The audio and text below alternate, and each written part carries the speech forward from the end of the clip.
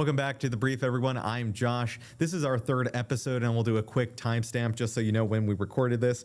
This is February 16, a little bit after 2 o'clock, and we'll get to a quick rundown of some of the things that happened in the break. First off, the Department of Justice failed to get a Washington grand jury to indict Democratic lawmakers who took part in a video in which they reminded U.S. military members that they can resist, quote, illegal orders. Now, the DOJ opened the investigation into Senator Mark Kelly of Arizona and Senator Alyssa Slotkin of Michigan and 4 other lawmakers. Kelly says lawmakers found out about the case update through news reports, and Slotkin says the investigation was politically driven. But to be clear, this is not about the content of this one video. Let's call it for what it is. The president is using our justice system to weaponize against his perceived enemies. A judge also blocked an effort by the Department of Defense to punish Kelly with a demotion of retirement rank. The Secretary of Defense said in a post on X that the department will appeal that motion. Now, moving closer to home, a Marine recruiter was accused of criminal sexual conduct in Ottawa County. Investigators say he made contact with multiple females at Grand Haven area schools. Staff Sergeant Nicholas Phelps, 28, was arraigned last month on 2 counts of third-degree CSC of persons aged 13 through 15, according to court records. The Ottawa County Sheriff's Office says an investigation was launched on Phelps in August after getting reports alleging inappropriate conduct with teenage students. A Marine spokesperson told us that Phelps was already on the radar of command staff all the way back in May, and you can find out more of what the branch told us and on the investigation online at woodtv.com. Now, moving further south, Michigan's capital city has a new namesake after a christening ceremony over in Alabama in January. Governor Gretchen Whitmer and Congresswoman Lisa McClain visited Mobile, Alabama for the christening of USNS Lansing. The Expeditionary Fast Transport ship is the first vessel to bear the capital city's name. And according to the governor's staff, they say that a key to the city of Lansing was placed in the ship as a good luck charm. Now, military officials say the vessel is capable of multiple roles, from transporting troops and equipment to carrying a medical team. Michigan had a role in construction of the main engine and stern ramp built right here in the state. Now, the governor also released her proposed budget last week, and in her budget, there's around $134.8 million in proposed spending for military and veteran-focused spending. Now, here's a quick breakdown. According to the governor's office, $5 million would go towards growing the state's maritime manufacturing industry and fortify the defense industry. $5 million will go to the Office of Defense and Aerospace Innovation. $109.3 million would be earmarked for the state's veterans homes, and $11.2 million would go towards the National Guard Member Benefit Fund.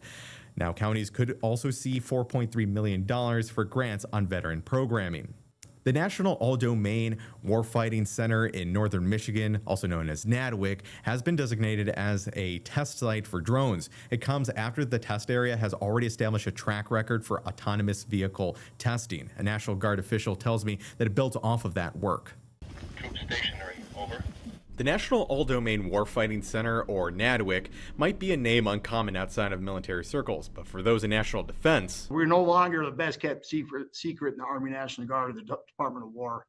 It's going to benefit the team as a whole. Colonel Lucas Lonzi is the garrison commander of Camp Grayling. NADWIC encompasses the nearly 200,000 acres of the camp's Joint Maneuver Training Center and more than 17,000 square miles of special use military airspace at the Alpena Combat Readiness Training Center. The designation, earned earlier this month, focuses on uncrewed aerial systems, or UAS. NADWIC is no stranger to these type of drones. Lonzi says the center has been a destination for both American and allied forces to train. He says this designation invites more local and national units to learn simple tasks, from how to fly a drone all the way to how to defend from an attack.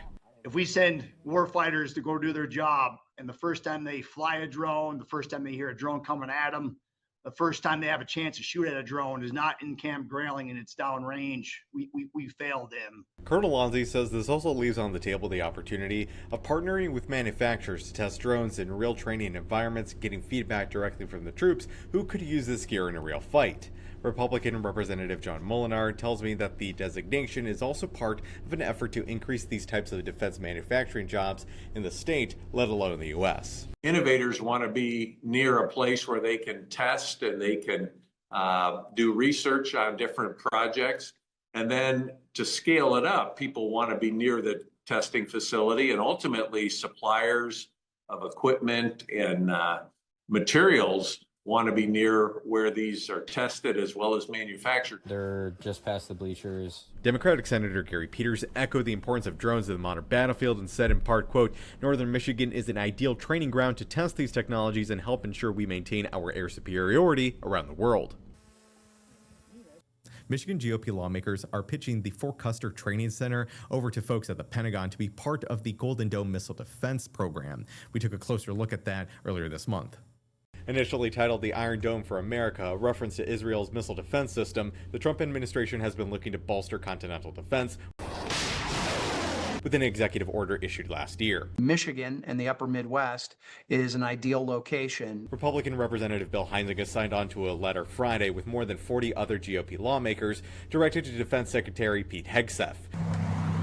They say that the Missile Defense Agency had previously identified the center as the least expensive option, claiming $25 billion to $50 billion in savings by using existing facilities, plus an efficient turnaround time to prepare the installation for testing in summer 2026. And I think that's what makes that Battle Creek site, the geography, the geology of the site, the workforce that's there, and the footprint that Michigan has in the defense industry. This isn't the first time the idea has been floated, with discussions starting after the 2013 National Defense Authorization Act. A 2019 Environmental Impact Statement notice gives insight to the plan. Officials compared the missile intercept site to that of the 49th Strategic Missile Command in Alaska. 60 interceptors would be stationed across 3 fields. Documents showed that 4 locations were highlighted, 2 being at Fort Custer. Huizenga says the effort had gotten bipartisan support. However, Fort Drum in New York ultimately became a leading candidate until the project stalled around 2020. The plan's resurgence is an appealing idea for some. I spoke with a couple of veterans at a restaurant not too far from the center here. Though they declined to speak with me on camera, they do tell me they see this as an opportunity to get further federal funding to the area, as well as further secure the National Guard's presence in Battle Creek. It's an echo of what I heard from the Battle Creek Chamber of Commerce. We have local contractors that can help contribute to this project. The economic impact, the study was done in 18, so it could be even greater now. President and CEO Kara Beer remembers the first round of discussion and planning. With other major military installations along southern Michigan and in Battle Creek, Beer says the region has a standing industry ready to support the proposal. I think that we bring one amazing thing, which is the talent and the investment in the community and that strong community bond with our military. This proposal comes in the heels of some pretty significant highlights for Michigan's defense industry, from a new fighter mission slated for Selfridge Air National Guard Base to that drone testing site that I mentioned earlier. Now, moving on to some news that you can use, the Heart of West Michigan United Way is putting together another iteration of Operation United. I sat down with one of the members of the nonprofit to get a better understanding of what this can do for veterans in the community. All right. Well, Mary Beth, thanks so much for taking the time to come on to our show. Do you mind introducing yourself to everyone watching? I'm Mary Beth Gruen, Director of Special Events and Public Relations. All right. Excellent. So, tell me a little bit more about Operation United. How long has this project been going? Yeah, so Operation United has been going on since 2019. So this is our 7th year that we've been doing this project. So we're really excited for this to continue. And, tell me a little bit more about the goal behind this. The nominations that are now open for folks to nominate veterans and their families. Can you tell me a little bit more about the main goal for this? Yeah, so the goal of Operation United is a way for us to give back to our veterans and active military and spouses.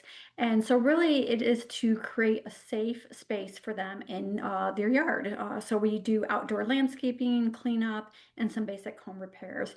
Really, we both want for them to have a space that they can use again, and then also to feel appreciated and to know that people out there care for them.